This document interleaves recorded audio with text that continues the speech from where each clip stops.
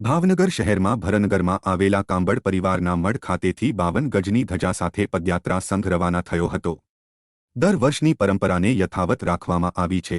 ભાવનગર શહેરના ભરનગર વિસ્તારમાંથી ચામુંડા માતાજી મિત્ર મંડળ દ્વારા ભાવનગરથી ચોટીલા પદયાત્રા સંઘનું આયોજન કરવામાં આવ્યું હતું અને 52 ગજની ધજાની પરંપરા 41મા વર્ષે પણ યથાવત રહી હતી। ચોટીલામાં ચામુંડાના શરણે 52 ગજની ધજા લઈને જવાની જૂની પરંપરા ચાલી આવે છે તે મુજબ પદયાત્રા સંઘ રવાના થયો હતો।